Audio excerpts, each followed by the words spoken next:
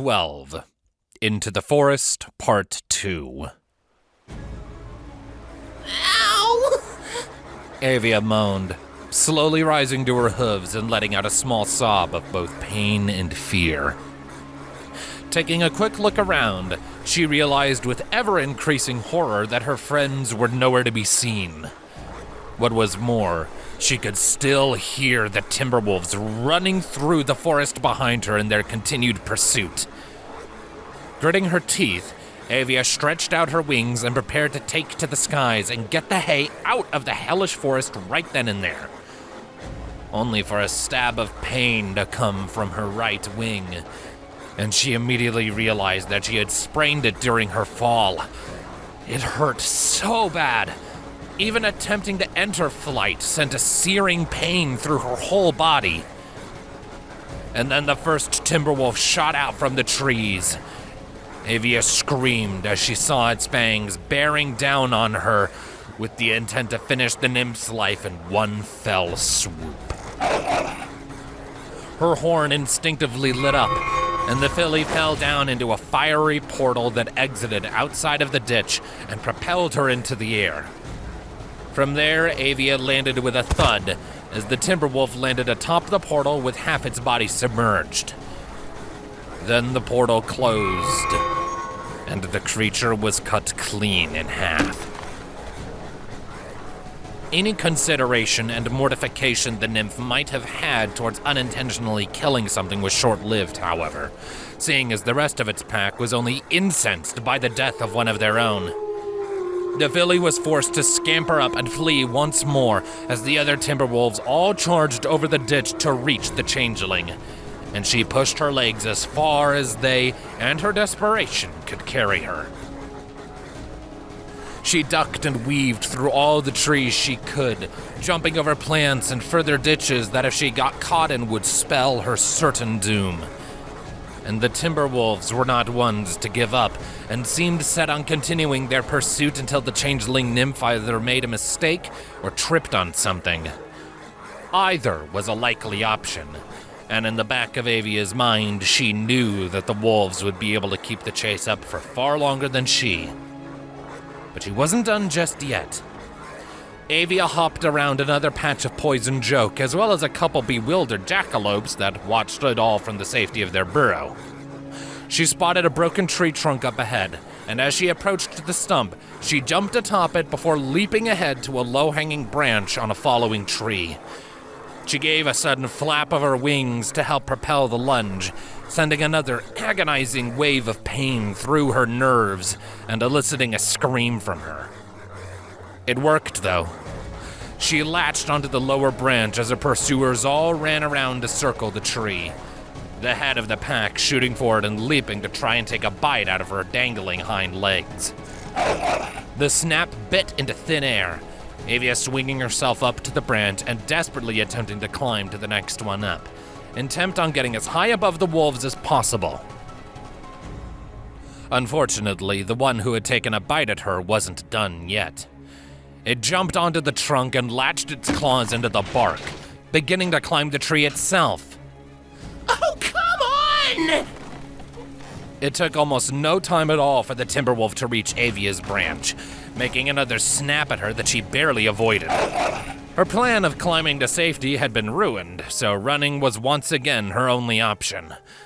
But the pack now circled the whole tree, and yet if she didn't jump, the climber would get her first. Go away!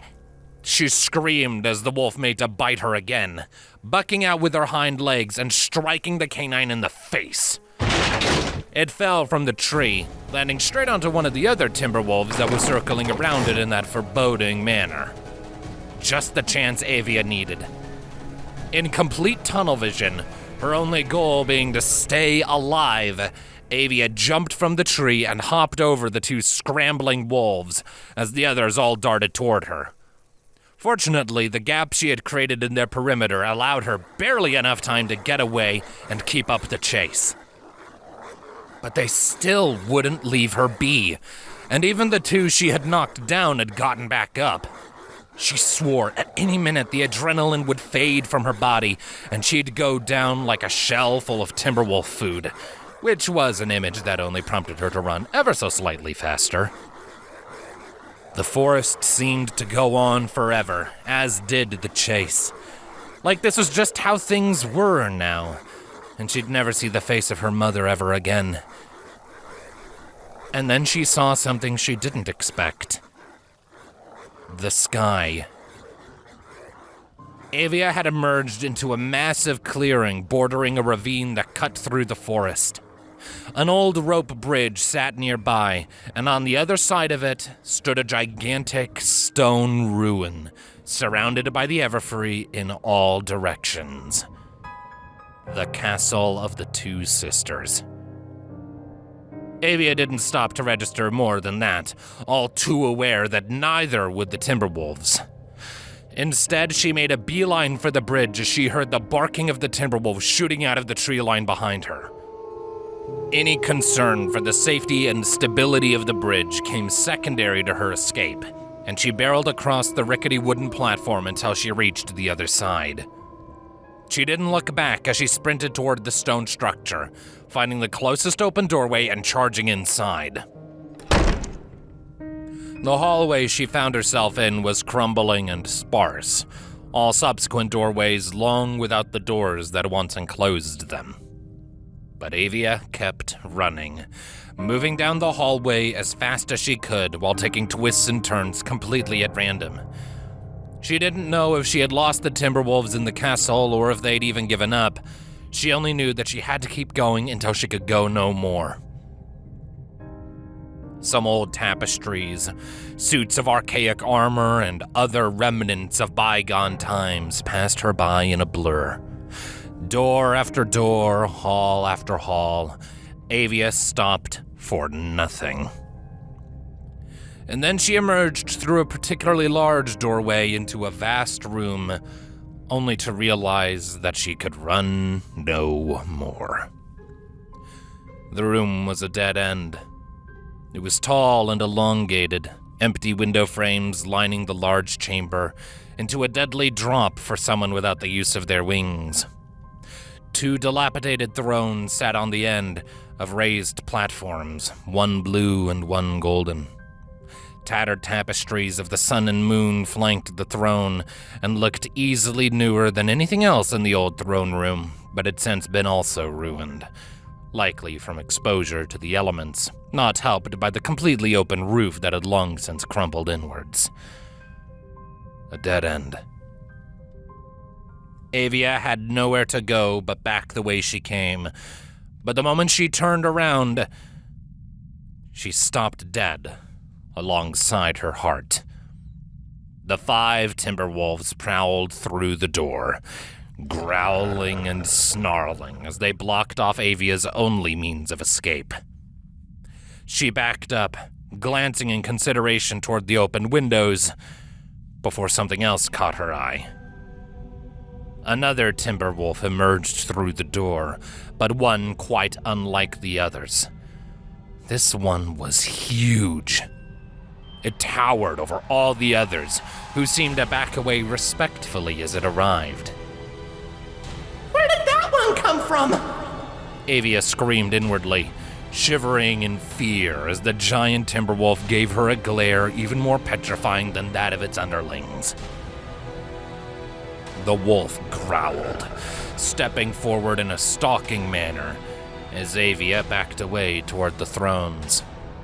It was toying with her, confident that the nymph had nowhere else to run, with the others blocking her only viable way out. So it took one step forward at a time, and didn't stop until Avia had backed up the steps and intersected herself protectively between the 2 thrones. Then, there was a loud thud as something impacted up above, dislodging some pieces of rubble from the decayed walls. The giant Timberwolf only had time to look up and question, before a deafening boom heralded the torrent of green flames that shot out and consumed the creature whole. The Timberwolf howled in pain as it burst into flames, writhing and snapping wildly as it practically bounced off the walls in an attempt to get back at whatever had set it alight.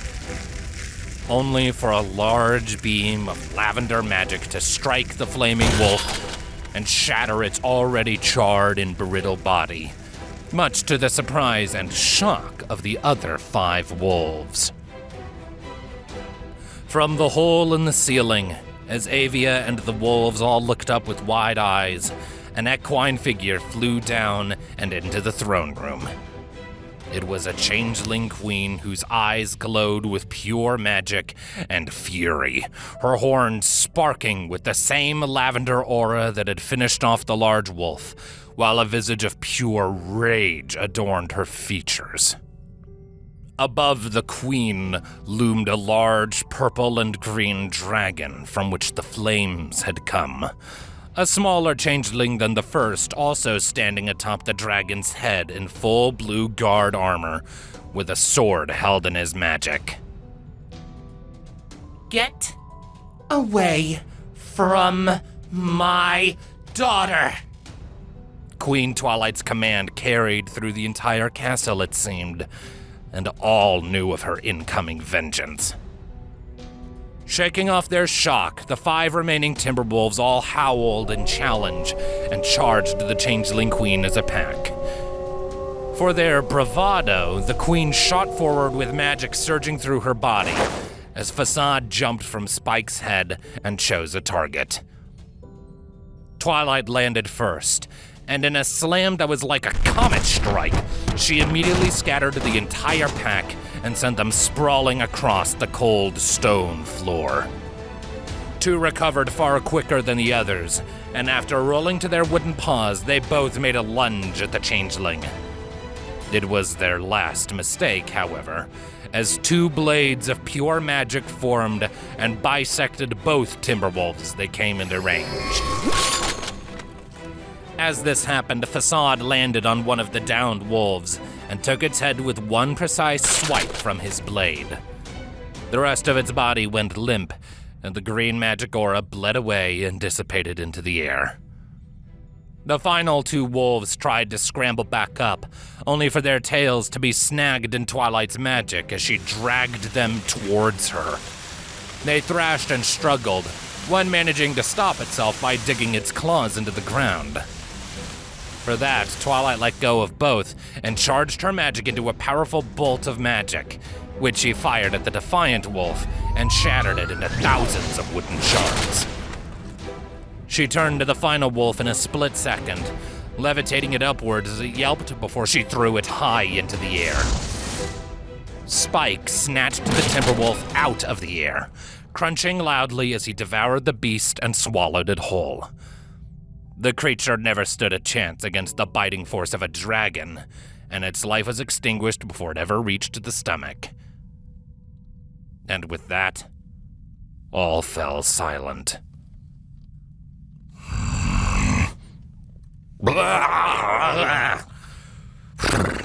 Wood isn't what I'd call appetizing, he complained, sticking out his tongue and wiping away the remaining wooden debris.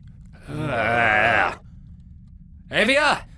Facade called out, dropping his sword to the ground and looking around for the filly. He spotted a small form poke its head out from behind Princess Luna's old throne, tears streaming down her face as the nymph gave a hic between sobs. Daddy! Avia cried out, rushing from the throne into her father's relieved hooves. And there he held her, the princess bawling her eyes out into her father's chest as he did his best to comfort the beyond terrified changeling filly. And it was in that embrace that they remained for several moments, watched by Spike and a nearby Twilight, who was slowly calming herself down to something tolerable. The queen made sure to utilize the old breathing technique Cadence had taught her oh so long ago, before letting out a breath and approaching her husband and child. Avia? Twilight said softly and yet sternly. What were you thinking? You could have been killed! I'm sorry. Avia whimpered, screwing her eyes shut as she shook dreadfully. I'm sorry. Twilight couldn't stop a small sob of her own as she gently took Avia from Facade and hugged her as gently as she could. Please don't do that, Avia. If I'd lost you like I'd lost her... Your Highness! Another voice called out, and Avia glanced off to the side between her tears to see Captain Vladimir and Captain Broadsword enter with a contingent of royal guard. In the middle of them, though, was a familiar trio of fillies. We got them! Girls! Avia cried out, not removing herself from her mother's grasp, but watching as they split from their guard escort and bolted toward the changelings. You're okay! Yeah, those guards saved us, Awesome Blitz explained. Yes, but, after we lost sight of you, we thought... Sapphire didn't finish the thought, instead giving out a loud sniff of distress. You sure had us worried there. Apple Surprise said in no small amount of relief. And you look plumb tuckered out, if I do say so myself. Where were they? Spike asked from up above. We saw them enter a clearing a little ways south of here, Broadsword responded. They had 4 of those wolves on their tails. But they weren't expecting us. They were a quick mop-up, Vladimir added. Is everything okay up here?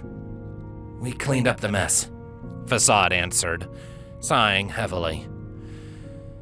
5 wolves and a king. By the hives of all the things for her to do. I'm sorry. Avia repeated again. It's my fault. Awesome Blitz claimed, looking downcast and all around guilty. I convinced the others to come. We just wanted to see the castle. No, it's mine. Apple Surprise refuted, scuffing the floor with a huff. I'm supposed to keep us all in line. I didn't do that. No, it's mine. Sapphire further claimed. I knew this was a stupid idea, but I came anyway. So did I. Avia muttered. That book didn't come close to preparing us, did it? Oh, I'm a princess. I should have been the responsible one. I think we all should have been a bit more responsible. Awesome Blitz admitted. We shouldn't have come here. Not without an adult, anyway. And I guess I shouldn't have caved into peer pressure. Avia noted sadly. You're my first pony friends my age. I wanted to make a good impression. I guess it's okay to say no to your friends when they're doing something dangerous, or something you're not comfortable with. Apple Surprise mused. And a friend shouldn't force another to do it anyway. Awesome Blitz concluded. Despite it all, Twilight smiled. Well then, I guess you all learned some valuable lessons in both responsibility and friendship from this, if nothing else. Your punishments can be discussed later, but at the very least, I expect a friendship report on what you've learned from today. From all 4 of you. Got it? All 4 fillies nodded. It's a good thing that Draconiquist knew where to find you, or it would have been a short-lived lesson, Vladimir quipped. Discord? Avia said questioningly. After your call, and none of the hive knew where you were, he appeared and said you might have gone up here. Twilight explained. But more on that when we get back to the library. You may have learned your lesson, but we still need to talk about this little incident with your respective parents. I am afraid you're not going to get off lightly for putting yourselves in such unnecessary danger. But what about the celebration? Sapphire asked sadly. Twilight sighed. We'll talk about it back at the library. For now, come on. We need to get you home safe and sound.